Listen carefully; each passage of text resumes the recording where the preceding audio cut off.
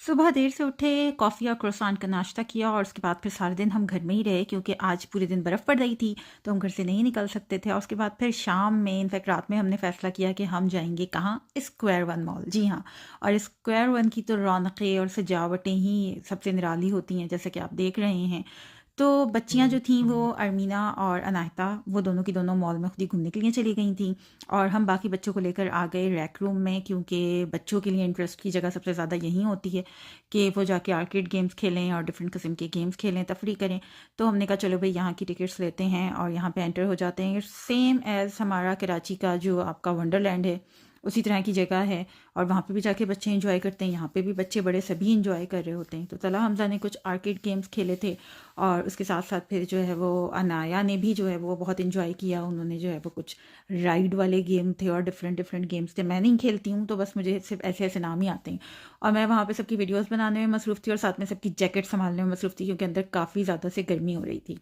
उसके बाद फिर बच्चों ने बास्केटबॉल खेला और साथ में बड़ों ने भी खेला और सब ने बहुत ज़्यादा इंजॉय किया। वहाँ पे रश था क्योंकि छुट्टियाँ चल रही थीं और काफ़ी ज़्यादा लोग आए हुए थे, वीकेंड भी था और फिर सारे दिन सभी शायद बंद हुए हुए थे बर्फ़ की वजह से, तो सभी निकल के आ गए थे, तो इस वजह से रश था और हमें तो काफ़ी सारे जानने वाले भी मिल गए वहाँ पे।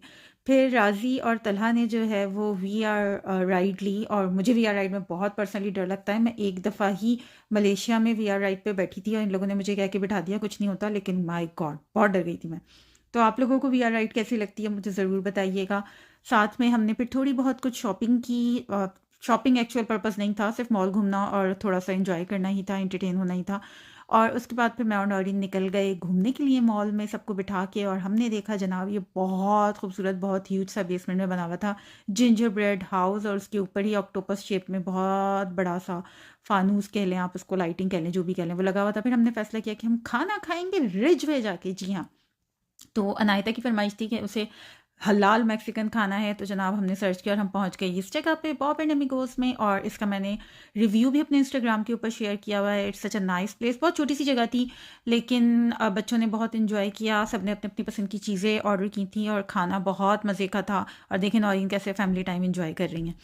तो जनाब हमने जो है वो इनके डिफरेंट बोल्स थे, कुछ राइस के साथ थे, कुछ नाचोस के साथ थे। तो सबने अपनी अपनी मर्ज़ी के जो है वो ऑर्डर किए थे और सबके फ्लेवर डिफरेंट थे, लेकिन टेस्टी बहुत ज़्यादा थे। और उसके बाद फिर हम वहाँ से निकल गए और निकल के जनाब हम घर आ गए। इस तरह से हमारा आज का दिन स्पेंड हुआ। आपको कैसा लगा ज़रूर बताइएगा और कल इंशाल्लाह ताला फिर मुलाकात होगी। अगले व्लॉग तक के लिए अनीला रज़ा को दीजिए इजाज़त। अपना बहुत ख्याल रखिएगा। अल्लाह हाफ़िज़।